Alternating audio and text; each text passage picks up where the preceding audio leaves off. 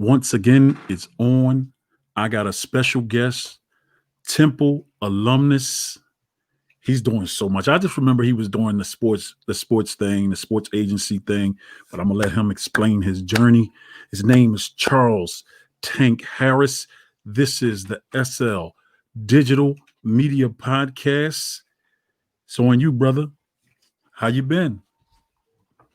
What's going on, baby? Yo, it's love, man. I've been so well. I appreciate you. First of all, it's just a blessing to be able to reconnect with you and to see you after all these years, man. I see you doing your thing out here in Yes, cyber sir. world, getting the big interviews. I've seen a lot of the homies on here, just bringing awareness to different situations, and I'm just proud that you asked me to come on and speak. So first and foremost, thank you very much for having me. Yes, sir. So we're gonna jump right into it. It's your journey. You told me you're doing wellness, you're teaching wellness, which that is a must because a lot of people don't know about investments and they won't take a risk or whatever the case may be. Plus management of money, which is the most important thing because you want to keep buying any old thing and then um, but anyway, I'm gonna let you go ahead and rock out, tell your story, and I'll just intervene. Well, All right. It's on you. done. So let me take it all the way back. Let me take it all the way back to the beginning. We go way back to the Temple days. So when I was at Yes, school, sir. I was majoring in actuarial science and finance because my original passion, which was playing football, did not work out for Of me. Your course. boy had a Yeah. severe knee injury up there in the upstairs of Pearson Hall, and when Yeah. that happened, I had to focus my attention on my academics. So fortunately for me, I was very well versed in mathematics and finance and always had a passion working with numbers, working with money. And my best friend, who also attended the great Temple University, my boy Trey Johnson, had been drafted by the Trey Washington Thompson. Redskins a Yes, couple years sir. prior to me Yes, graduating. sir. Trey Thompson. Yeah, man, big Trey. He graduated a couple degrees from Temple, and when he went to the NFL, he gave me a call, said that he wanted me to become his financial advisor. So at the time, I was back in graduate school working on a master's in taxation, and he told me his exact words to me Okay. were, "You're the smartest cat I know, the only dude I trust. I want you to manage my money for me." And I said, "Okay, only Wow. hold up to that is that's not what I do." He said, "Don't don't even worry about that." He said, there was a firm at the time that the firm has changed names many times, but there's a firm called Smith Barney at the time back in 1997, and they had been on Temple's campus recruiting minorities and women for their brokerage program. So at the time, Trey's girl still went to Temple. So she had Yeah. all of the information. She had grabbed a brochure, said, "This sounds like something Tank would like." And he told me to roll past her crib and pick up the information. So I did. And, as they say, ignorance is bliss because, real rap, talking to you 22 years later, had I known what they actually did at Smith Barney and how hard it was to make it in that field and the account Yeah. minimums and just the money you had to bring in under management, I wouldn't have ever had the courage to do it back then. I was a 27-year-old father of two, and I didn't feel like I had the opportunity or the availability in my life to take a risk working for a commission based job. But I Yeah. did, and took basically I took off. I mean, it just was a blessing. All of the things that I had been doing since I got to Temple, like so after I hurt myself, you look at something like breaking your knee and you think that your whole career is over. You thought you were going to play ball, and now you realize you're not. But what ended up Yeah. happening is I was able to get a job tutoring all of the athletes in the so EJ, Aaron, Rick Brunson, Mark Jackson, Well, Lance I know about Johnstone. all that If you because we play was all in ball the and you went gym. Temple, Yeah. Yeah. no doubt, I know and about we all that. back Yeah. then legend I over know there. about So all. Yeah. all of Yeah. these Yeah. cats, yeah. So they all became my clients when when I started managing money. These are all guys that was like, "Oh, Big Tank is managing money. He's smart. We remember him from school. He's an honest guy." So I was able to build a clientele very quickly in the professional sports area. In fact, I had so many athlete clients whose money I was managing. People thought I was a sports agent because I had more athletes than anything else. So Yeah. I did that for a couple of years at Smith Barney, Then I changed over to another brokerage firm called Payne Weber. And I got the Payne Weber. They were acquired by UBS, United Bank of Okay. Switzerland. So was there for a couple of years. I was making more money than I ever made before in my life, man. I went from, so to give you an idea of how the money changed. When I graduated from Temple, I took the first job that I could get my hands on. I was working at Ford Motor Credit Company collecting car notes with a college degree. I was collecting car notes. Yeah, of course. And my base salary was $28,800 back in 1996. And Wow. because we were collecting car notes, we had to call people Tuesday nights, Thursday nights, Saturday morning. We had to make collection phone calls. So I had some overtime. With overtime, I barely scratched the $30,000 number. I made $30,400. And Wow. it's funny, when I was coming up in West Philly, Southwest Philly, I used to tell everybody, if I could ever get a job making $30,000, I'll be living. That'll be all I need. How no, wrong was that I? Because wasn't. that 30,000. Yeah. Oh yeah. It That was was not what bills it and was peanut getting butter for. and They jelly. say Yeah. that's all it was. They say sometimes, you want to have some money at the end of the month. All I knew is I had month at the end of my money. Like, my money would run out on the 22nd, and there would still be some month left, and I didn't have no bread for it. So when I started working at Smith Barney, 5 Yeah, of months course. into being in the brokerage program, I had a very, very big month. And I ended up bringing a check home after taxes, after benefits, after me splitting it with the firm. I brought a check home for $36,000 the first July that I worked at Smith Barney. And they say it's like Oh when you take your man. first hit of a drug, you get hooked. I was hooked. I got hooked on making money like that. It was ridiculous that I could make in 1 month more than I made in a whole year. So I really Yeah. just began my focus of building a business and working, trying to solve people's problems. Because the reality is, and it's a quote by a famous sales teacher, Zig Ziglar, motivational speaker and sales teacher. He says, if you give enough people what they want, you will always get what you want.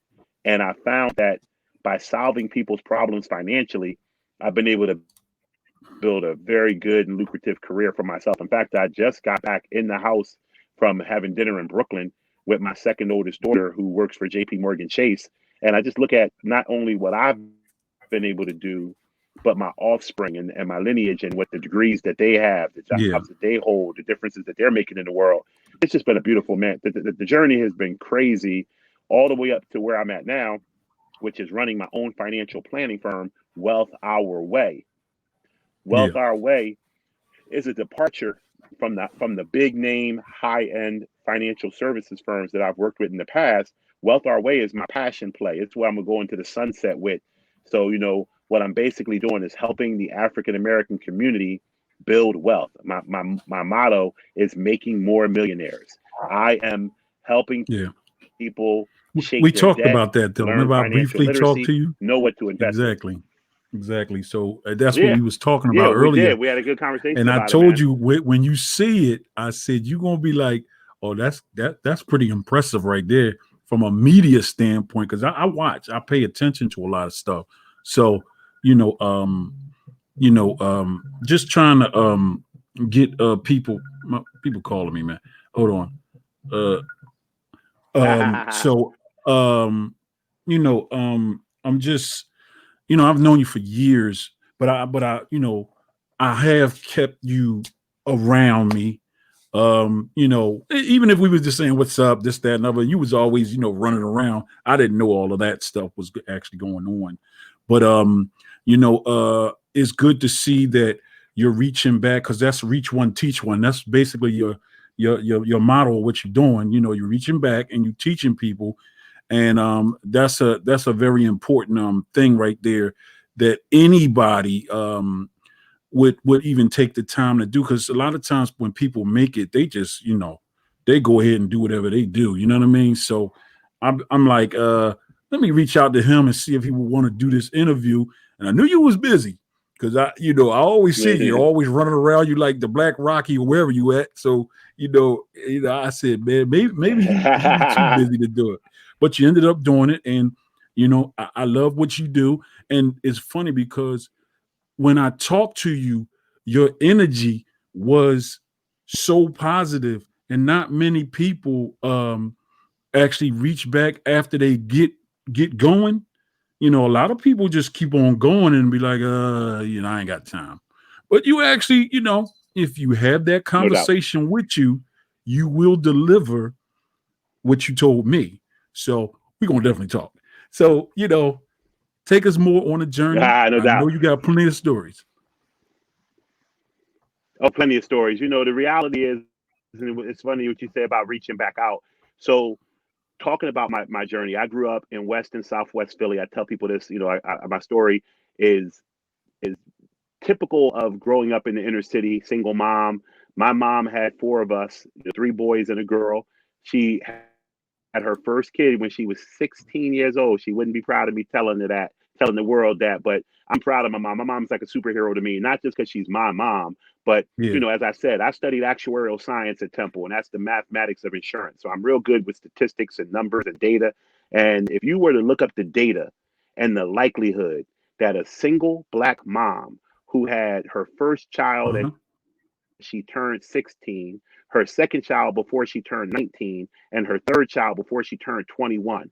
If that woman, single black woman in West or Southwest Philly, was to one day have three college graduates, Yeah. grandchildren with multiple degrees, it's you're more likely to see a leprechaun riding a unicorn down the street chasing Bigfoot. Like the statistics on that infinitesimally small. My mom is a superhero to me just in her perseverance. And she instilled that not Okay. only in my siblings and myself, but our neighborhood. So when you talk about giving back, I don't even look at it as giving back. I'm part of everything about Big Tank is community based. Everything about me is part of a larger body. I am simply an extension of my ancestors. I'm simply an extension of my community. I'm an extension of everybody who's poured into me. And now all I do is I got the glass now, I'm pouring. And what I want to do is I want to bring, I got a very lofty life mission statement, Yeah. and I'm not ashamed of it. It's my statement, and I tell people I feel as though I've been sent here to eradicate racism, to wipe it off the face of the earth. And I know it's a huge and monumental task, but I believe my calling is on the What's to teach? financial side. I believe once we have, as African in this country, yeah, once we have financial equality, what's next is racial equality. Once we realize, even our white American counterparts realize that, let's just say, just let's walk down and entertain this thought process for a minute. Let's say that the white majority, those people who feel as though they're superior to African Americans, let's just say that that's a thought Yeah. that they have, and we know that's prevalent in our country. Well, you played basketball, I played football. Team Of sports will course. teach you one thing, if nothing else. The team is only as strong as the weakest Yeah. link. The team is only as strong as the lowest level player. So whether they like it or not, whether white America likes it or not, the brothers is here. We're not going nowhere. So as long Yeah. as the Of brothers course. are here and we're on the team, the stronger we get, the the Hmm. more financially stable, more financially astute we get, the tide rises all boats. So if you're a white person looking down your nose at a black person saying, "Hey, I'm always going to be 7 steps ahead of these black people," well, you would Of want the course. black person to be at the top of the Rocky Steps at the art museum, because you're 7 steps higher than that would make you even doper.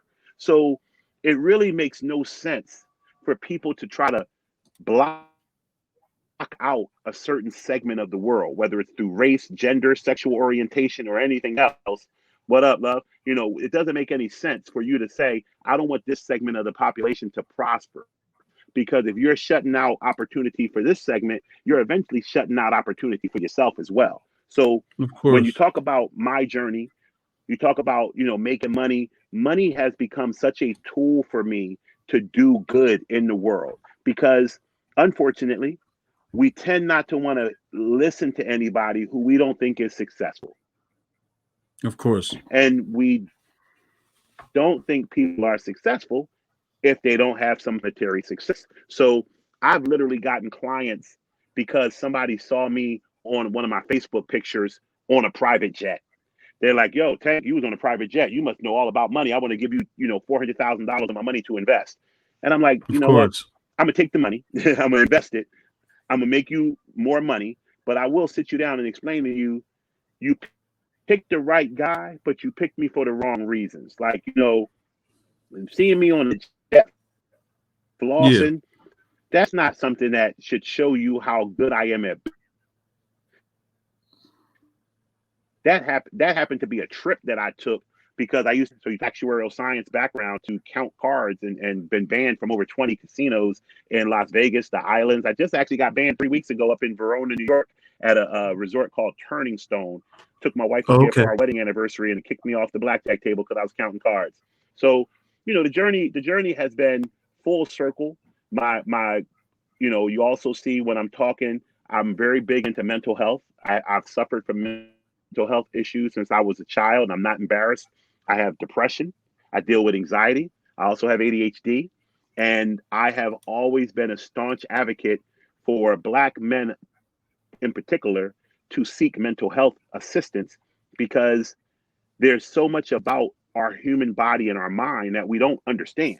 And Of the course. stigma in the Black community, especially around money and around mental health, these are things we have to destroy these stigmas because we can't take ourselves to the level that we wish to take ourselves to if we're always pointing the finger, snickering behind our hand and laughing, oh, this cat, has this problem or this cat has this problem. No. The reality is we all have our problems, but we can overcome, persevere, and make good for our community. So that's a lot of what I do with.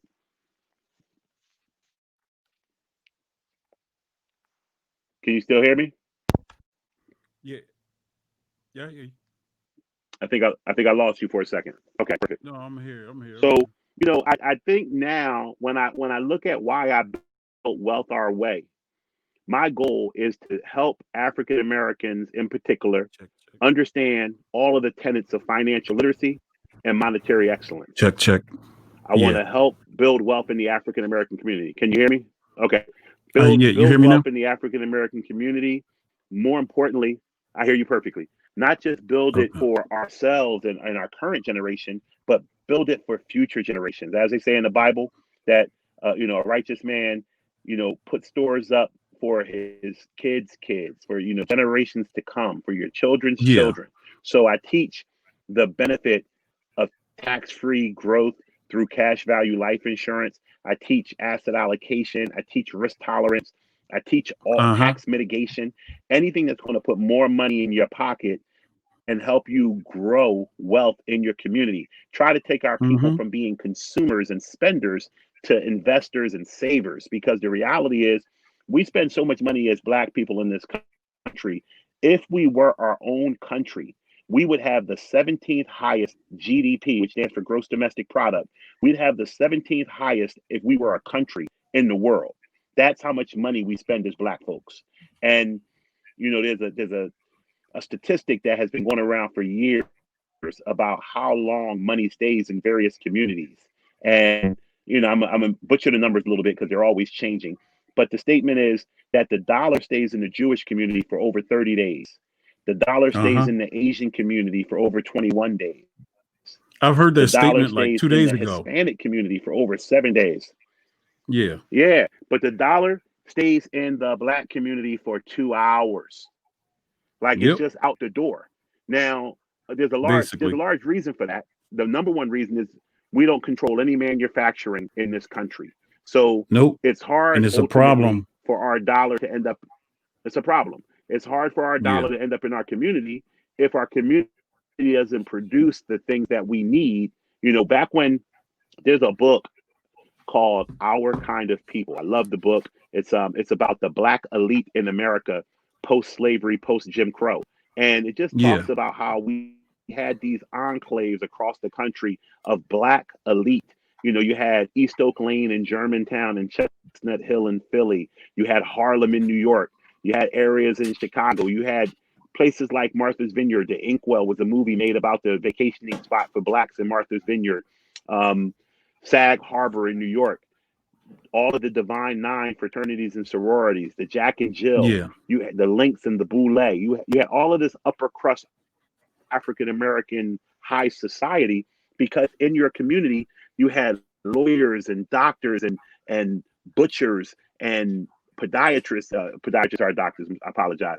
You just Of had course. all these different professions that helped keep money in the community, and it build wealth in our community. But what ended up happening is one of the most deadliest things that happened to our society as blacks in America after slavery and after segregation was integration. Integration, and if you read the book $40 Million Slave by Bill Rhoden, you'll see when he Yeah. talks really about how integration destroyed the black community. It destroyed historically black colleges because when we were shut out from going to Harvard or Princeton or Cornell or Columbia, we had to go to Howard. We had to go to Fisk and Tusk, Mm-hmm. and to, Prairie View and the other black colleges. Once they started taking the elite black minds out of those colleges and putting them in the mainstream colleges, those black colleges fell to the wayside. Same thing with, our communities. Once you took the black doctor and the black lawyer out of the black community and let them go to the white community and work at the white firms, the black community started to falter. You follow that down the path with redlining, which Yeah. was the practice of making sure that black neighborhoods didn't get loans to purchase homes. Of It goes course. all the way through to today's systemic racism that we see, and that's why I feel as though financially is the only way we're going to beat this down. Of course. So I mean, you've been on a tremendous journey. It's obvious you've gone from one thing to the next thing, and like you said, that kind of money is not normal anyway. By the way, so I know you've No put doubt. yourself in a great financial situation for yourself, because it's obvious you knew something, but at the same time, I always tell everybody things only happen that's supposed to happen to you anyway. Your life is already scripted. It was just a matter of you doing the steps, getting to that point, and then you ran into it. Oh, wait a minute, whoa! I worked a whole year, they ain't make nothing, and I worked this 1 month. Right. And wait a minute. So I always tell everybody, there's Bubble. no such thing of luck.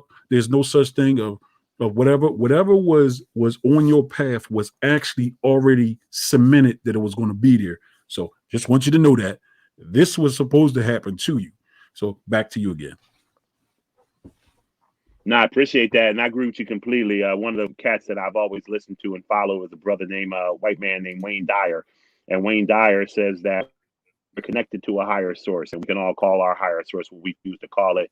I go with God, and it said if you think about your connection to the higher source, think of like a battery in a car, and then the cables that come off the battery and go into powering up the car. We all Yeah. have those cables hooked to that battery, but some of us got more corrosion on our cable than a clean connection. And as you Yeah. clean that corrosion off and make that connection 100%, you start to step into what your purpose is. Because you're right, God knew us. Says Matt in the book of Matthew, I knew you before I formed you in the womb. I knew you. I made this plan for you. Things are going to work out for you if you get out of my way. Get out the way and let me do Yeah. for your life what I have planned for you. And I find that when I'm walking in my purpose, things come.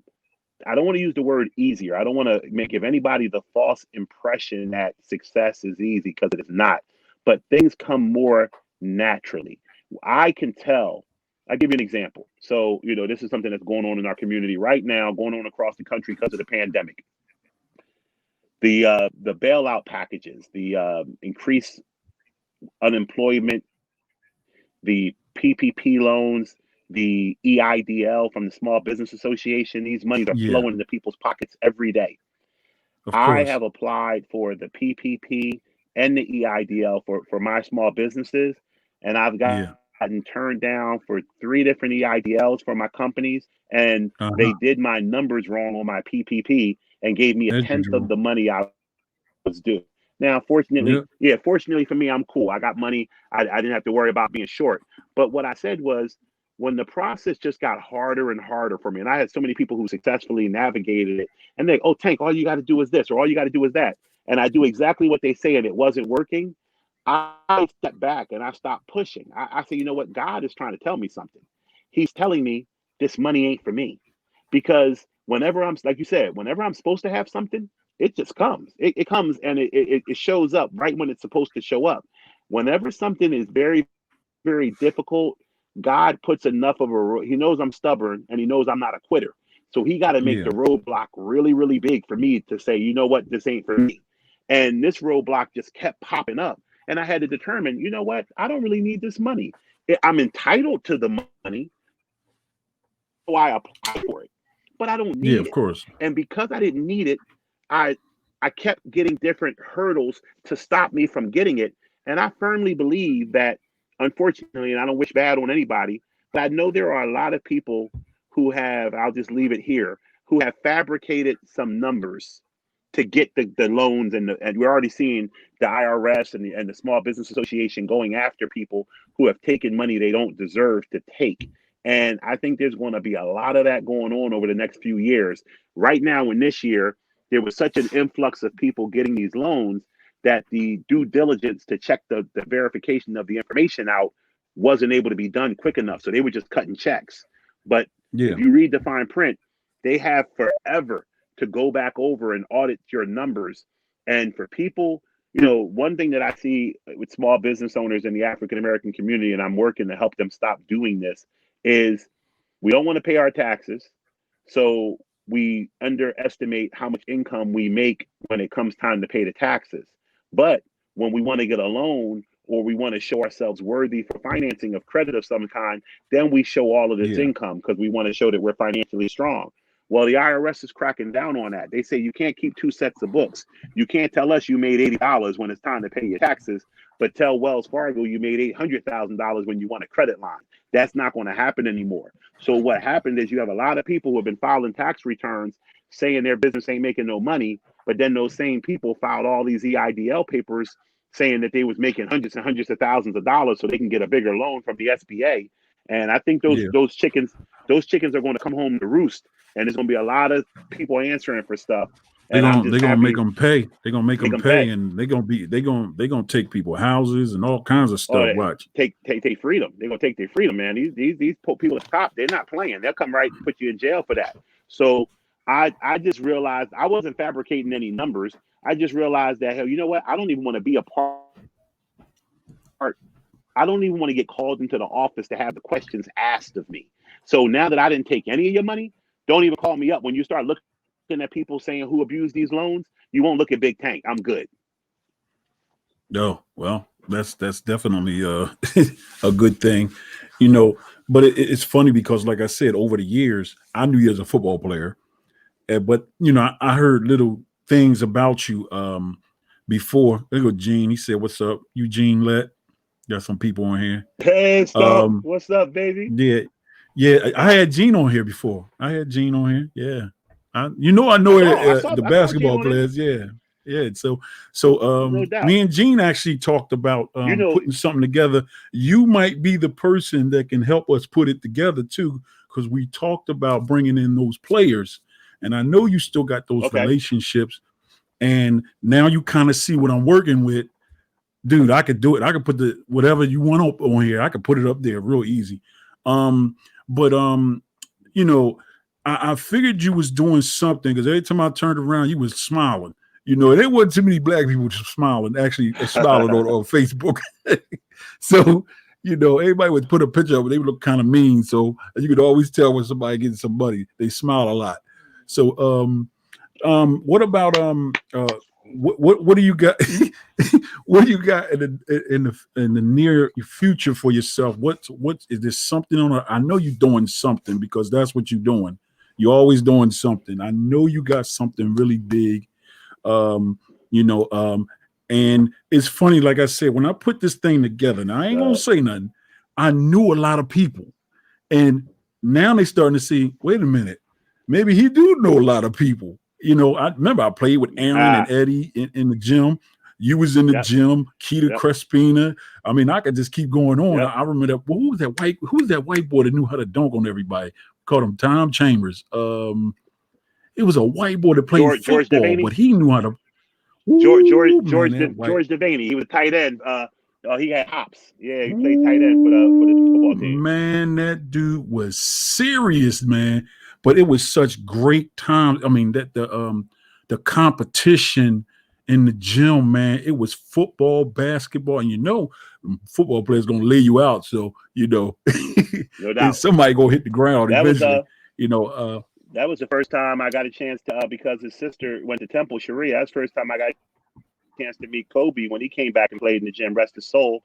Came back in the gym. yeah, Everybody cut their bones out, in Pearson Hall, man. It was just it was a great time, man. I don't know if you know this, but Gene Stump was one of my first basketball coaches. So I used to play Gene Lett. 10-12 basketball up at 60th and Walnut. Yeah, 10-12 Oh, okay. basketball up at Sanctuary Church at 60th and Walnut and the Cops Creek League. And Stump, man, he looked out for me, man. Always Yeah, was my yeah. guy. A That's couple years Gene though. older than me. That's Always made Gene. sure, That's 'cause I was that's a big really Gene goofy though. young boy.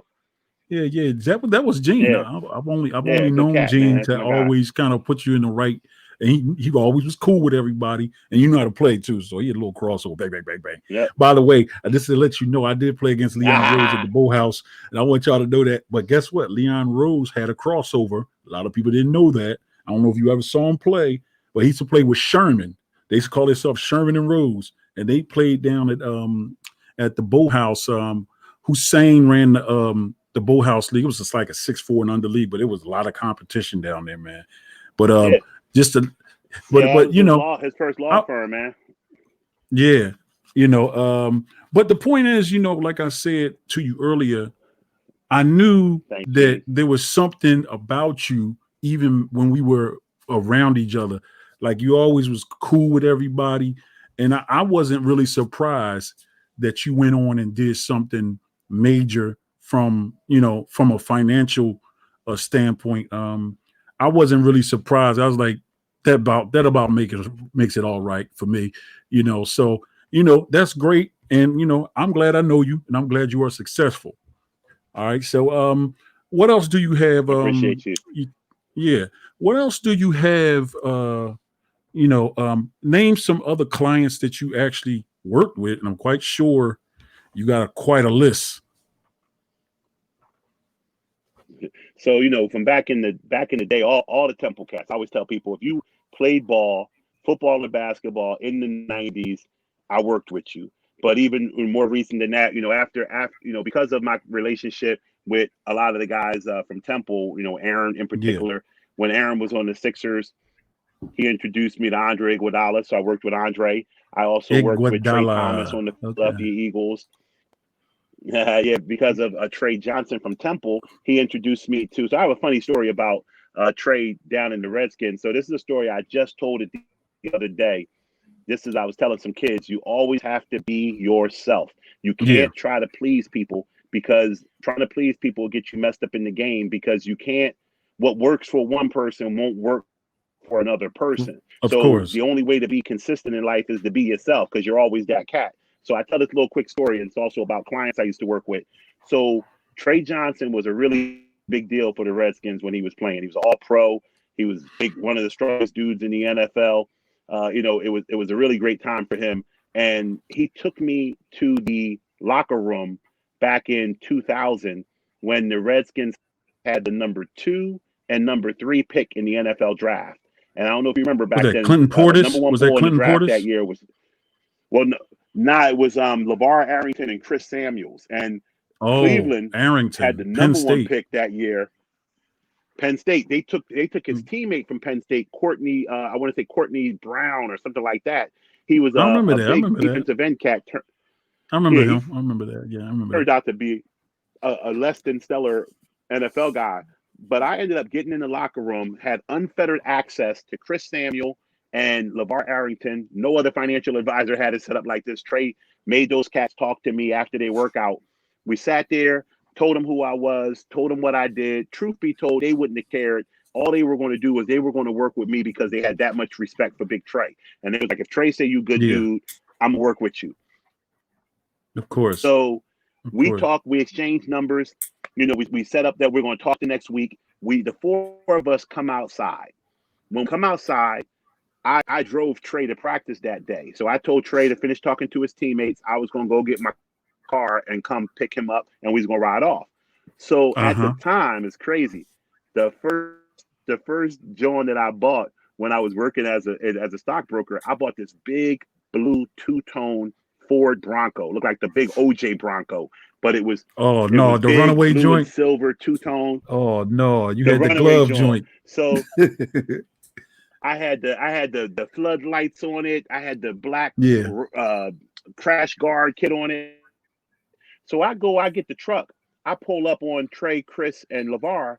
Trey gets in the car. We pull off. Next week, I call Samuels. I say, yo, Chris, let's make this money. Let's get in business together. So he signs up for me to be his financial advisor. And I'm calling LeVar Arrington over and over again, and LeVar is not answering my phone calls. So Yeah. I asked Chris because they were so cool. I said, Chris, what have you talked to LeVar? And he was like, Uh-huh. man, I hate to tell you this, Big Tank, but LeVar not gonna mess with you.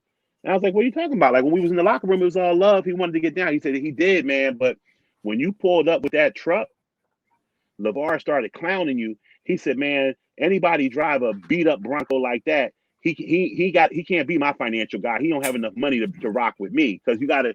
I don't Oh know if y'all know man. this. LeVar is a big Hollywood type of dude. He was driving a Ferrari and a Lamborghini. So Oh, okay. He he was saw already my up there. pre-owned 19. Yeah, he saw my pre-owned 1995 Bronco and he looked down the nose at it. Now, conversely, the Bronco had to have been owned by somebody who liked the outdoors. It had like a fishing rack thing in the back. So Chris Yeah. Samuels is an Alabama kid. He took one look at my truck. It reminded him of his uncle's truck, and he was in love. Like he was sold. So that's my point. That truck got me hired by one guy and completely ruled me out of another guy. But I'm just being me. I'm just riding in the truck that I like to ride in because you can't Yeah, of course. change who you are for people. And the reality is, and it takes you to be successful and to have some experience to realize all money is not good money. Every client is No. not a good client for you.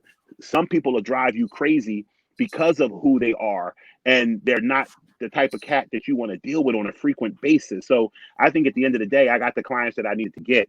I still work with professional athletes to this day. I got a cat still from Temple. I got Tahir Whitehead on the Carolina Panthers, who was a Temple guy. I work with a Okay. kid on the New England Patriots who went to Penn. Very smart kid, Brandon Copeland, linebacker for the Patriots. I work I know you're with talking about. PJ Tucker on the Houston Rockets is a client of mine. I still PJ have Tucker, the sneaker guy.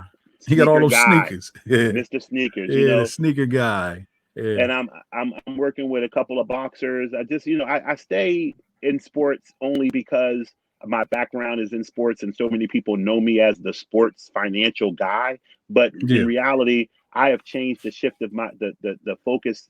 I've shifted it to small business owners, C-suite executives, Mm-hmm. doctors, lawyers, and just other African American professionals who I can help build legacy wealth. I want to make millionaires. So that's what I do.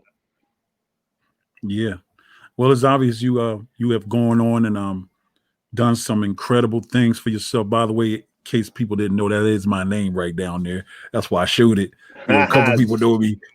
Yeah. So the thing is, like I said, I was really surprised because I know you was busy, So and when I called you, It's love you was though. at work. Yeah, yeah, Hmm.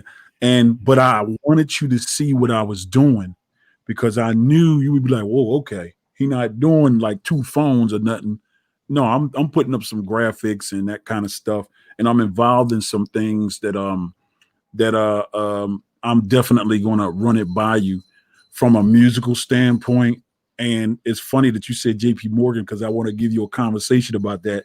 Because we actually had a meeting. I went up to New York City in this expensive Italian store up there, and we would talk to a couple people up there, and I could tell, the whole meeting was like it just went. It was a good meeting, but you know what they was about, right? They try to play that. Oh, it's really not this, but the person that I'm involved with in that particular situation, it's bigger than what you may even think it would be, and it was all what I learned. Hmm. And when it came down to real business, people try to steal, and they try to make it seem like it's not worth as much as it really was, because that's that good cop, bad cop stuff until it's time. And like I said, I met with some people from right in that office, and they definitely have some paper. They lived in Greenwich, and I know you know what Greenwich is, so Oh, no I've been doubt. somewhere about talking about Greenwich, Connecticut. That's the Yeah. hedge fund manager capital of the world, right there. There you go. So we was up there, and as a DJ, I had a situation. I was dealing with this guy over there in Liberia, but I didn't handle the business at the time. I had management, and they were in the middle of everything. Live Nation wanted to put me on the road because I sing and everything. Right. So I did my real homework on that, and that was actually jumping into the EDM thing, and I actually did my real homework on that. So I was going to do like the pop soul classics like Foreigner and the Eurythmics. I knew it would have been crazy over there, because Europe, that's where all that EDM DJing thing is major. But make a long story short, wherever that went to the left, because what happened was Live Nation said, let's put this guy on the road right now. It was 3 hedge funds at the time that was putting their bids in, because it was going to be a real big deal. In fact, it was going to be something like a Khaled when he signed his deal, like his deal after he put a couple records out. So it was definitely was on a different radar. And I had been Skyped by the guy has passed away now. His name was Avicii at the time, and we were going back and forth. And I was supposed to have went on a 2-year tour, all soccer stadiums. My campaign was the hand that rocks the stadiums. It was going to be crazy, and of course, you could do it with the EDM because they got the screens and all that stuff. Like with Live Nation, that was AEG though. It was going to be Live Nation and AEG coming together, trying to blend me in with those guys. And of course, the business part didn't go where it should. But the hedge people, I found out the number they were going to put up. It was 3 guys. One was a New York Mets owner, and it was one was another hedge guy. I don't know where he came from, and it's another Jewish guy. And the deal was going to be like 65 million, which would have been ridiculous. So I would have just shot right on the charts right away. They was going to do New York, do the billboards, everything. And it's funny, it got that close for it to actually happen. And I knew what I was going to do. I was going to do well, especially in Europe. And but the concept was to get on records, not sing on the entire song, but just sing enough to tag myself on it. And of course, I can do my voice like a DJ Khaled with the high pitch and all that stuff anyway, so I can do that too. But man, I was this close from getting like it was like 12 million up front. Mine, of course, I would have had to pay the taxes. They were gonna chop that up. And the deal had to have been at least worth about 56 million all together, the way it was set up. So I was going to shoot right on the charts. 56 million, he never put a record out, but the concept would have worked.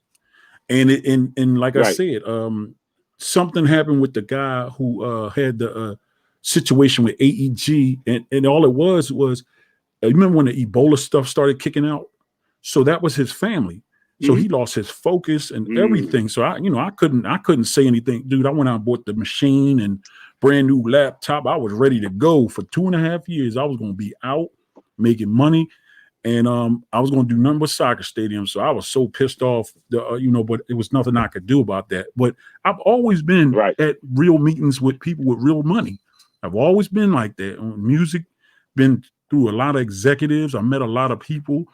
And here's something you don't know. Tupac hung with us for 2 days. Now, how about that? Wow. And he hung with us. We wasn't even hanging with him. He had just shot his movie. This was in the 90s. He had just shot his movie, Juice. We were dealing with this guy named Callan Davis up in North Jersey. So we stayed up there for like 2 weeks, just hanging out with him. But everybody from the flavor unit, like Naughty Bar Nature, where he lived at, all of them lived. So they lived about 10 miles away from New Okay. York City. So Right. I was up there, and Kenny Lattimore, you name them, dude. We was right there with all those guys, man. And Fuji's, before they even came out, we was in the studio with them, just chilling. They didn't even do the score, but we was up in the East Orange, New Jersey. So I experienced a lot of people. I experienced a lot of things, and I always tell everybody, look, that journey was meant to happen for me. I was supposed to meet those people, and a lot of people, probably don't know the Tupac story, but he hung with us for 2 days, and the guy just told us, well, Colin told us he had just shot the movie. He just want to hang out with us. He never said a word for 2 days. He just hung around us. That's it. He wasn't down with Suge Knight, I guess, at that time. At that time, yeah. The beauty of it is, man, when you meet people, when you're in the right circles, and it's always been how you conducted yourself. Like from the time I met you back on the yard playing ball, like Yeah. you always can tell cats that have that energy about them, that they're about something. And Yeah. you alluded to it earlier, when you got to find your lane. And one of my favorite lines is, when the student is ready, the teacher will Yeah. appear. So Exactly. the reality is that we're all out here trying to do our thing, and the door will open when you really are ready to turn the knob. It sounds easier than it is, because things are simple, but they're not easy. The road to success is not, it's not real convoluted. It's just the repeatable processes that you need to have in place to be who you want to be. Yep. That requires a lot of discipline. It requires a lot of faith. It requires the perseverance when you cannot believe, when no one else around you believes in what you're doing. So you asked me some of the things I have on the horizon. So with Wealth Our Way, the financial planning firm, it's already in existence. We already have clients, but we really haven't launched yet. We're launching on October 14th. And I invite you to Okay. come, check out the watch party. It's going to be posted on Facebook Live. It's going to be October 14th, Wednesday night. It's either at 6 p.m. or 7 p.m. It's really, I'm waiting on my pastor to tell me if he can do something pre church service that night. And Okay. we're launching it on October 14th because George Floyd's birthday is October 14th. And it's monumental and symbolic to me that we are embarking upon this ethnic uplift in the Black community financially. So we talked about JP Morgan. I saw on Joe Rogan's podcast, when they were interviewing Kevin Hart, a partnership with JP Morgan Financial Fitness, because he's in the fitness, they're in the finances. And I don't knock nothing Kevin do, because he's from Philly, and I love everybody from Philly. I bleed Philly red. And what I want to do, though, is I have no beef with any large bank, any large financial services firm. Hey, they got all the money, so you can't really have beef with them. But at the end of the day, I find that a lot of the programs that they'll advertise, and they'll say they're doing this for the Black community, it's more so pimping of the community. It's more harvesting of the wealth from the community, and utilizing Black faces and Black power and Black backs to Yeah. further enhance the white profit margin. So, one of my favorite sports turn business figures is Magic Johnson. I'm a huge, huge, huge admirer of what Magic has been able to do since he's finished playing basketball. Oh, In Magic has fact, done as a great. financial services professional, he's done great. I've made sure to sell his products. He owns an insurance company, and people don't know that, called Equitrust. It's out of Iowa. And I sold his products because Magic owned it.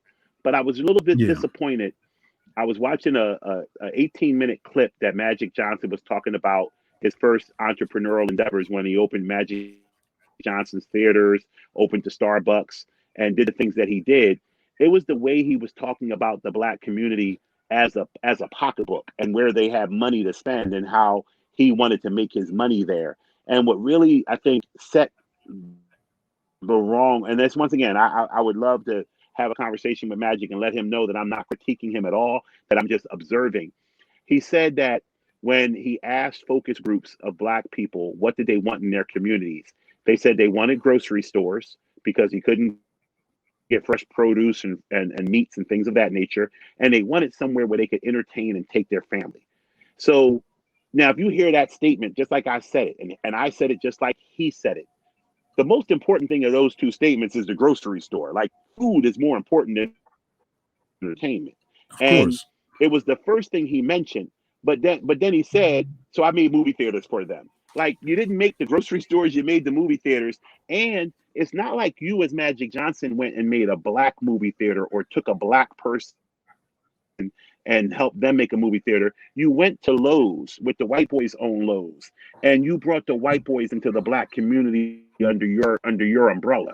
Then he Of did the same course. thing with Starbucks. So we got the boy Mark Lamont Hill, who's over in Germantown with Uncle Bobby's bookshop and coffee store. Black people can open their own businesses. If Starbucks really cared about the black community, which we know they don't, but if the community, they wouldn't open more Starbucks in black neighborhoods and say, "Hey, look, black people, we gave you a Starbucks," which puts money in a white person's pocket. They would Wait a minute. give. What you got? What's Wait a up? minute. What's wrong? Wait a minute. And this is a story that I have a guy in California right now. I spoke to that guy who bought those Starbucks. He put me on the phone with him before it launched. It was like a Right. month before. So this go to show you, when a person, you never know who you can get somebody, who you can get your face in front of. Don't ask me why he called me. He Mm-hmm. called me about it and told me it was this idea with the internet and the cake and the coffee. I was like, it sounds like a good idea. He put him right on the phone. I talked to that guy a month before he launched. He bought 10 Wow. of them in Los Angeles. And like I said, Mm-hmm. a lot of people may not know that, but I actually talked to the guy. He was a cool dude. Now, of course, Starbucks has gone to the Yeah. roof. And Mm-hmm. considering, I mean, all it is one internet. It's very genius, but he just added a twist to it, and a twist to anything is really the same thing. It just comes with a twist. What I just told you, Right. I could do stadiums, DJing, but they're just playing music and twisting knobs. Well, I'm gonna add the Right. vocal part to it.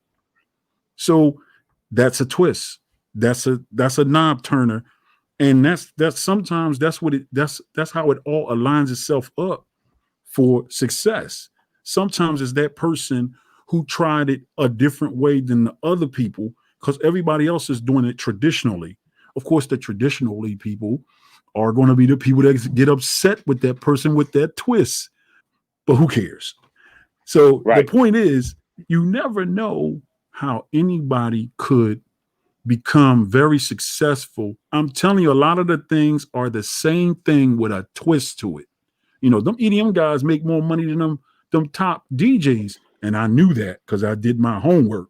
So I was like, listen here, y'all go ahead and get mad at them all you want. I get 35, 40, 50 grand a night.